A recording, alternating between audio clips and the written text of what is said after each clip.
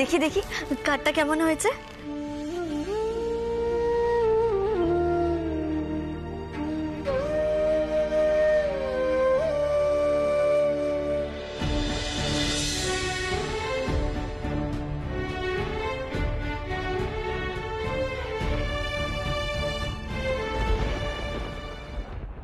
বাহ, ভারী সুন্দর হয়েছে তো কার্ডটা। আচ্ছা, আপনি আমায় কার্ডটা দিতে কোথায় যেতেন? হয়তো হয়তো আপনাদের গ্রামে যেতাম। দেখলেন তো কি সুন্দর আপনার কাজ কমিয়ে দিলাম। আপনার সাথে আমার এখানেই দেখা হয়ে গেল, আপনার খাটনি কমিয়ে দিলাম। কিন্তু এভাবে আমার মনের কষ্টগুলোকেও তো একটু কমিয়ে দিতে পারেন অপু।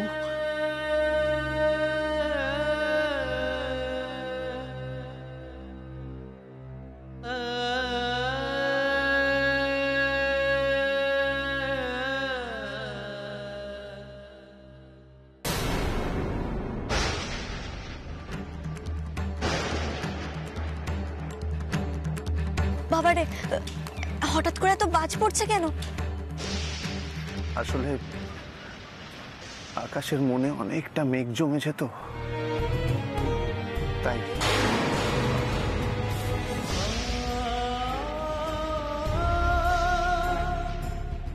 অপু, আপনি সত্যি সত্যি আসবেন তো আমার বিয়েতে? অবশ্যই যাব দীপু বাবু। আপনি কার্ড না দিলেও আমি যেতাম, কারণ আমি আপনাকে সত্যিকারের বন্ধু বলে মনে করি। বন্ধুত্বের ফর্মালিটি করতে নেই দীপু বাবু, তাই এই কার্ডটা না পেলেও বন্ধুত্বের অধিকার থেকে আমি আপনার বিয়েতে যেতাম। তাই? হ্যাঁ তাই। দেখতে হবে না আপনার বউ ঠিক কতটা সুন্দরী? ছবি তো আর আপনি আমাকে দেখালেন না। বিশ্বাস করুন অপু, মোনালিসার কোনো ছবি আমার কাছে নেই। কিন্তু কি ব্যাপার বলুন তো, মোনালিসার ছবি দেখার জন্য আপনি কাল থেকে এরকম ছটফট কেন করছেন? না না, ওসব কিছু না, আপনি ভাববেন না। খুব আনন্দে থাকুন দীপু বাবু। আরো একবার আপনার বিয়ের জন্য আগাম শুভেচ্ছা জানালাম। আমি আসছি দীপু বাবু। আর কিচ্ছু বলার নেই আপনার আমাকে? না, আর কি বলার থাকতে পারে দীপু বাবু? আমি আমার স্বপ্নকে বেঁচেছি, আর আপনি বাস্তবকে।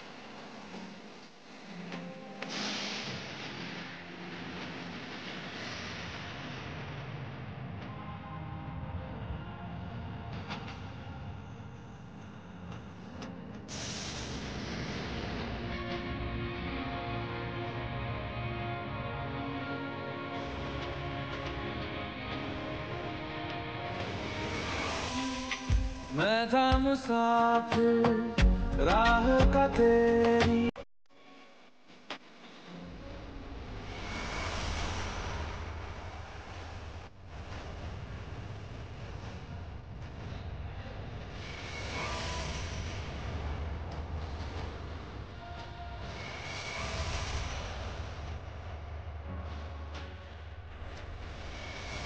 देखेंगे उस चांदनी को जिसपे तेरी परछाई। हवा ये हवा तुझे छू भी आई ना।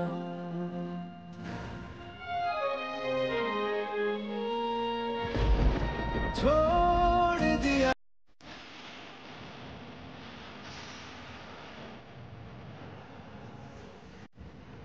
तुझे।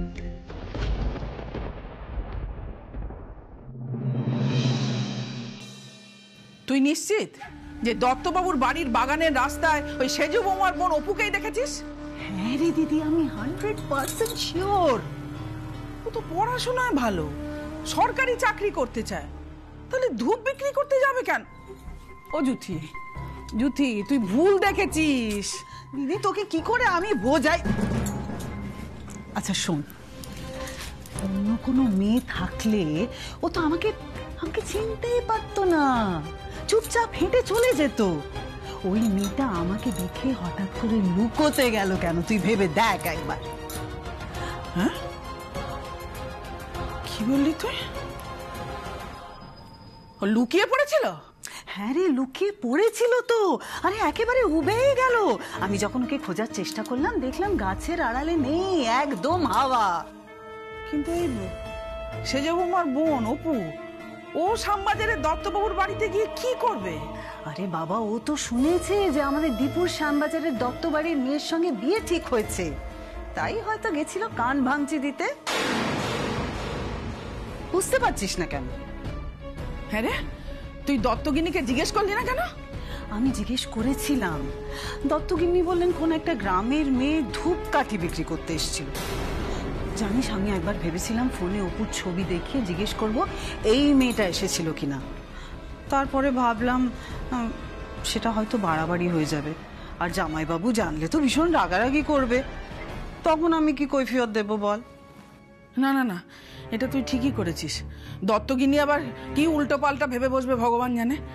হ্যাঁ রে, তুই কি এটা জানতে পেরেছিস যে ও ধূপকাঠি বিক্রি করা ছাড়া আর কোনো কথা বলেছিল কিনা? পেরেছিস জানতে?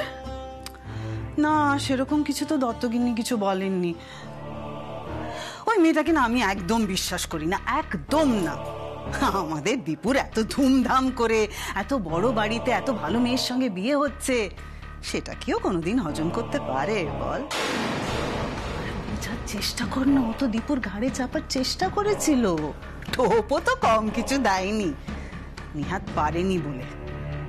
ও কিন্তু শেষ পর্যন্ত চেষ্টা চালিয়ে যাবে দিদি, এটা মাথায় রাখিস। ও জুতি, তুই কি বলছিস? এসব শুনে তোমার বুক ধড়ফড় করছে।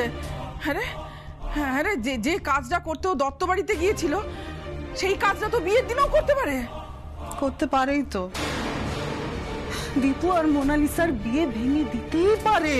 না না জুতি, এইরকম বলিস না, আমার খুব ভয় করছে জুতি। ভয় তো আমিও পাচ্ছি রে দিদি, খুব ভয় পাচ্ছি। ওই মেয়েটা যদি দীপুর বিয়ে ভেস্তে দেয়, তাহলে তো অত বড় বাড়িতে দীপুর বিয়েই হবে না। আর অত বড় বাড়িতে যদি দীপুর বিয়ে না হয়, তাহলে দামি দামি তত্ত্ব উপহার কিছুই তো আমরা পাবো না। আমরা কত আশা করেছিলাম বল, যে দত্ত বাড়ি থেকে আমাদের প্রণামীতে দামি দামি বেনারসি শাড়ি এসব দেবে। এখন যদি সব ভেস্তে যায়? কি ভেস্তে যাবে? তোমার মুখে কি শুভ কথা মোটে নেই, সারাক্ষণ অশুভ কথা বলতে হয়। কি ভেস্তে যাবে এটা শুনি? জামাইবাবু, অনেক বড় গন্ডগোল হয়েছে, সেটা এখনই যদি ঠিক না করা হয় তাহলে বিরাট বড় হাঙ্গামা হতে পারে। আমি তখনই আশঙ্কা করেছিলাম, তুমি যখন গেছো তখন একটা হাঙ্গামা বাঁধবেই। তা কি গন্ডগোলটা বাঁধিয়েছো শুনি? দেখেছি, চুপ করে বসো না, আমি সব খুলে বলছি তোমাকে। এসে আপনি হম্বি তম্বি শুরু করে দিলে। আগে সেজো বৌমাকে ডাকি। সেজো বৌমা, ও সেজো বৌমা, একবার এসো তো এখানে। আসছি মা। কি আবার সেজে বৌমাকে ডাকছো কেন? অপেক্ষা করো, জানতে পারবে। মা, আমাকে ডাকছিলেন? অপুকে একটা ফোন করো। অপুকে? কেন মা? ওমা, ফোন করতে বলেছি, ফোন করবে, জিজ্ঞেস করছো কেন? ফোন করো। ঠিক আছে মা, আমি আমার ফোনটা ঘর থেকে নিয়ে আসছি। না না, ঘরে যেতে হবে না, মাসিমণির ফোন থেকে ফোন করো। যদি ফোনটা দে,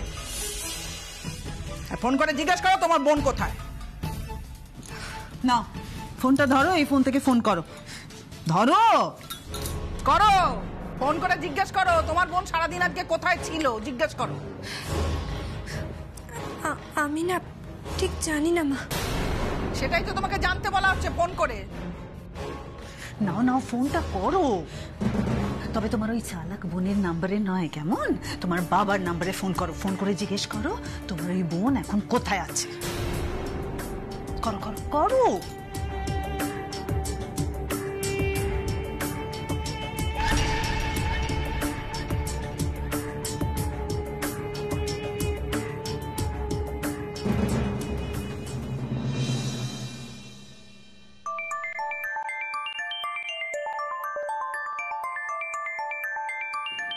সুপুর শ্বশুর বাড়ি থেকে ফোন করেছে। হ্যালো বাবা, তোমরা? কিচ্ছু চিন্তা করবি না মা, আমরা ঠিক সময় মতো পৌঁছে যাব। হ্যাঁ, দীপুর বিয়ের দিন একদম সময় মতো পৌঁছে যাব, কিচ্ছু চিন্তা করবি না। হ্যাঁ, আর অপু? হ্যাঁ, অপুকেও নিয়ে যাব তো। বলছি, অপু এখন কোথায় বাবা? এই তো একটু আগেই বাড়ি ফিরলো, একটু বেরিয়েছিল রে মা।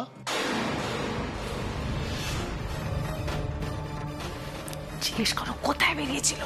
তোমরা হঠাৎ অপুমাকে নিয়ে পড়লে কেন? করো না একটু।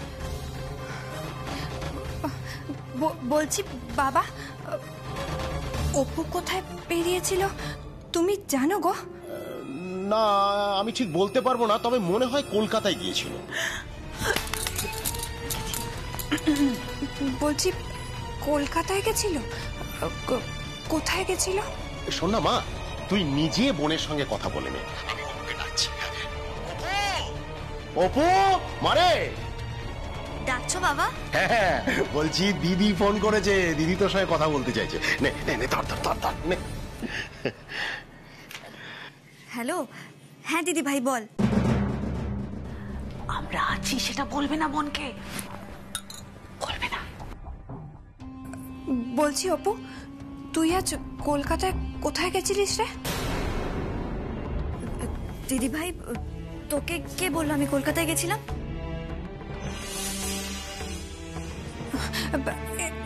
এই যে বাবা এক্ষুনি বলল। বলছি তুই কলকাতায় কেন গেছিলিস রে?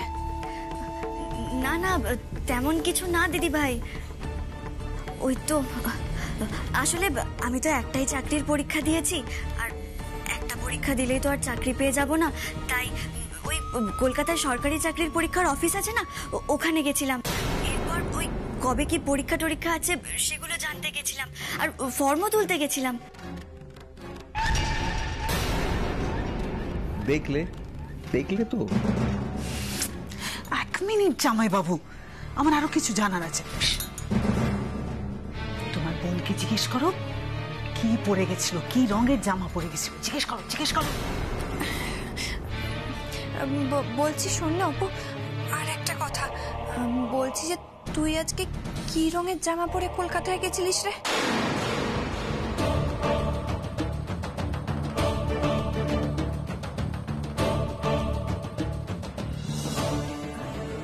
কেন বলতো দিদি ভাই, আমি কি জামা পরে গেছিলাম তুই কেন জিজ্ঞেস করছিস? তুই বল না অপু।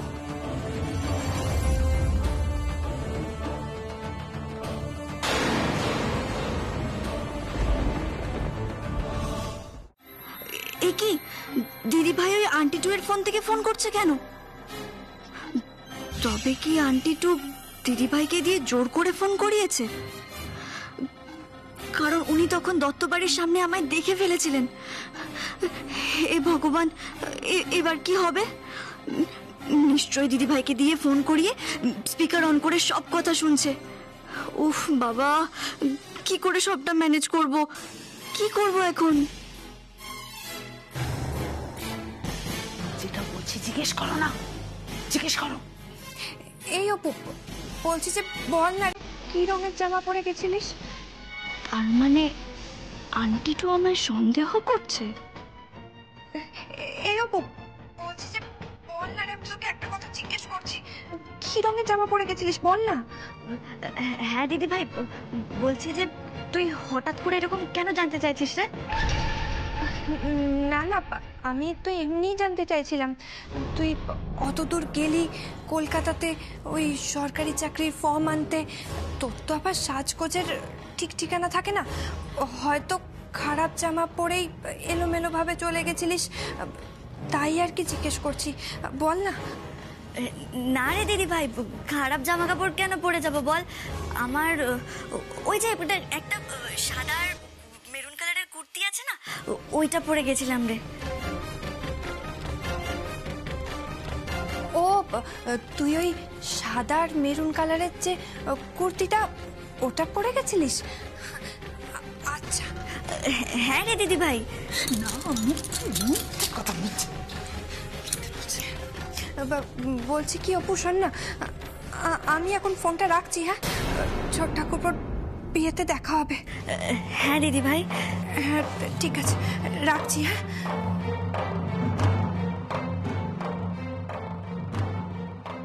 উফ, খুব বাঁচা বেঁচে গেছি। মনে হয় আন্টি তো বাড়ি গিয়ে বলে দিয়েছে আমাকে দেখেছে, বাবার মতো কাউকে দেখেছে, আর তাই শিওর হওয়ার জন্য ফোনটা করেছে। ওরে বাবা রে, সর্বনাশ! তার মানে কি আন্টি মনে ওখানে ছিল? আচ্ছা, ওই আন্টি তো মোনালিসা দত্তর বাড়ি গিয়েও আমার কথা জিজ্ঞেস করেনি তো? মিথ্যে মিথ্যে মিথ্যে কথা বলছে এই অপু। ও কোনো সাদা মেরুন কুর্তি পরে যায়নি কলকাতায়। ও হলুদ রঙের সালোয়ার কামিজ পরে গেছিল। সবকিছু এত কাকতালীয় হতে পারে না। অপু কলকাতায় গেছিল আজ, আর আমি আজই দত্ত বাড়ির সামনে অপুর মতন দেখতে একটা মেয়েকে দেখেছি। মানে আপনি অপুকে দেখেছেন মাসিমণি? ন্যাকা ষষ্ঠী, একদম ন্যাকামোর কথা বলবে না তুমি, যেন ভাজা মাছ উল্টে খেতে পারে না। বেশি বেশি তুমি যাও তো এখান থেকে, যাও। আর এসব যদি তোমার বোনের কানে তুলেছ না, তাহলে শ্বশুর বাড়ি ভাত খাওয়া তোমার ঘুচে যাবে। সারা জীবন ওই বাপের বাড়িতে পড়ে থাকতে হবে, সেটা মনে রেখো। What is this? এরকম মেয়েটাকে অকারণে যা নয় তাই বলে বার করে দিলে কেন? তো কি করতাম জামাই বাবু? ওকে এখানে দাঁড় করিয়ে ওর বোনের কীর্তিকলাপের কথা শোনাতাম।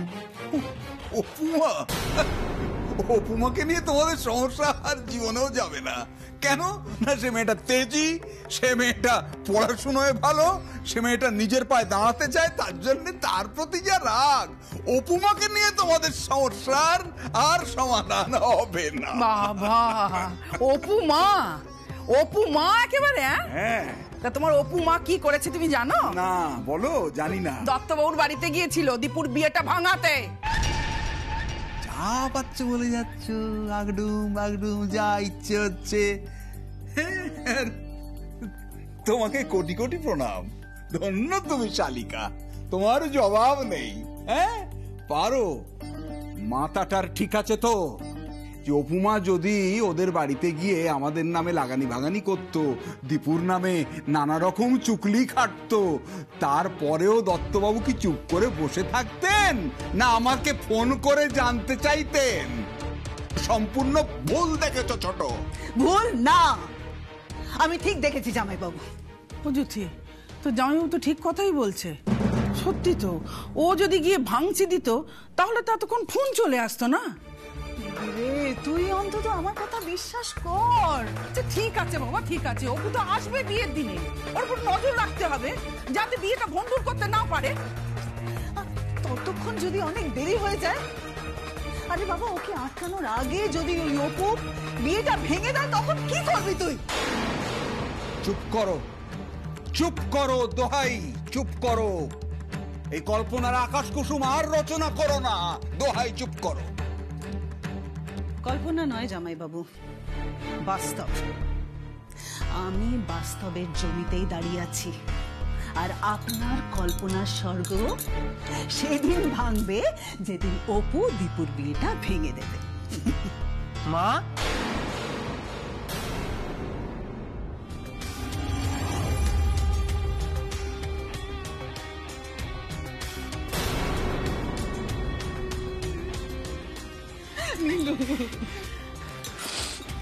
শোনা আমার,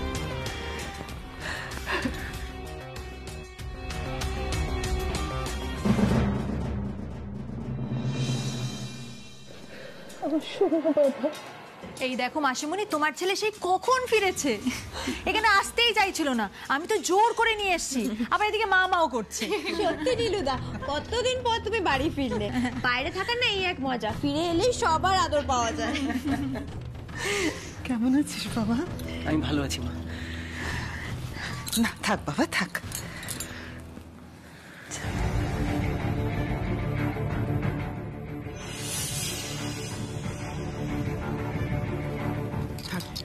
কেমন আছো মাসিমণি? ভালো আছে বাবা। আরে থাক থাক থাক থাক থাক, তুমি নিশ্চয়ই এখন ভালো আছো, ভালো হয়েছো। তুমি এসেছো, খুব ভালো লাগছে। কি যে বলো মেসোমশাই, ছোট দাদা ভাইয়ের বিয়ে আর আমি থাকবো না, এমনটা হয় নাকি? আরে আমরা জমিয়ে মস্তি করবো তো নাকি? না মানে ছোট দাদা ভাইয়ের বিয়ে মানে মস্ত একটা বড় ব্যাপার, খুব আনন্দের ব্যাপার এটা। আরে তাই তো আমি ছুটতে ছুটতে চলে এসেছি। আর পড়াশোনা ঠিক মতো চলছে তো? নিজেকে ভালো করে মানুষ করার চেষ্টা করছিস তো? হ্যাঁ মাসিমণি, তোমার মারা সেই থাপ্পড়টা আমাকে জীবনের সঠিক পথ চিনিয়ে দিয়েছে। তাই?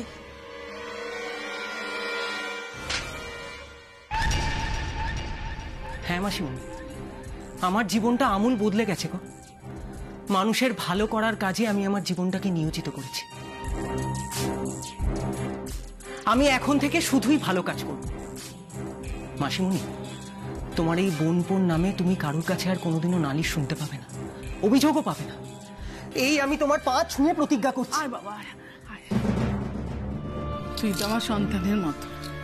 সন্তানের জায়গা কি কখনো মায়ের পায়ে হতে পারে? মায়ের বুকে হয় রে বাবা, মায়ের বুকে। আমার ছেলেও যে একেবারে আমার কার্বন কপি তৈরি হয়েছে রে দিদি। এমন নাটক করবে যে অবলা মুখার্জির 14 গোষ্ঠী তা ধরতে পারবে না।